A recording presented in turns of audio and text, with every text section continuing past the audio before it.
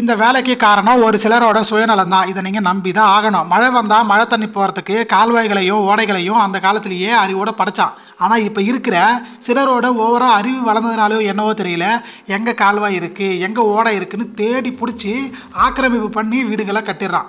ஆக்கிரமிப்பு பண்றது மட்டுமல்லாம தண்ணீர் போற பாதையையும் அடைச்சிடறான். அதிகமா மழை வரும்போது தான் கால்வாய்களும் ஓடைகளுமே நமக்கு தேவைப்படுது. அந்த மழை வரும் சமயத்துல கால்வாய்களும் ஓடைகளும் அடைக்கப்பட்டதுன்னா மழை தண்ணி எங்க போகும்? ஊருக்குள்ள வரும். ஊருக்குள்ள வர தண்ணி எங்க போகும்? விவசாய நிலங்களுக்கு திருப்பி விடப்படும். விவசாய நிலங்களுக்கு திருப்பி விடுற தண்ணி வெளியே போறதுக்கு வழி இருந்தா தானே. வழி இல்லாமல் என்ன ஆகுதுன்னா பாதி விவசாயம் அங்கேயே அழிஞ்சு போயிடுது. மீதி இருக்கிற விவசாயம் என்ன ஆகுது?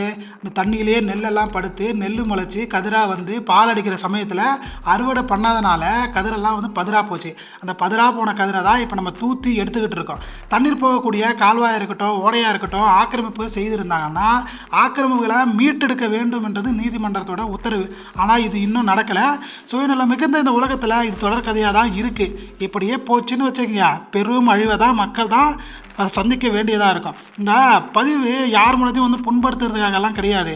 உங்கள் காரணம் எதுவாக இருந்தாலும் தண்ணீர் போகக்கூடிய பாதையை அடைப்பது சரியாகாது. உங்கள் சுயநலத்துக்கு விவசாயிகள் தான் பலியாடாக இருக்காங்க. இப்படியே இருந்தீங்கன்னு வைங்க, விவசாயிகள்லாம் முன்னேறிடுவான். பசி பஞ்சம் பட்னி எல்லாம் நீங்கிடும். நம்ம நாடு கூடிய சீக்கிரம் வல்லரசு நாடாக மாறிடும். தயவு செய்து கால்வாய்களையும் ஓடைகளையும் ஆக்கிரமிப்பு பண்ணாதீங்க. இது நேரடியாகவோ மறைமுகமாகவோ விவசாயிகளை தான் பாதிக்கும். விவசாயிகள் பாதிக்கப்பட்டால் அடுத்து நீங்கள் தான் பாதிக்கப்படுவீங்க. முடிஞ்ச வரைக்கும் save farmers to save farming. நன்றி, வணக்கம்.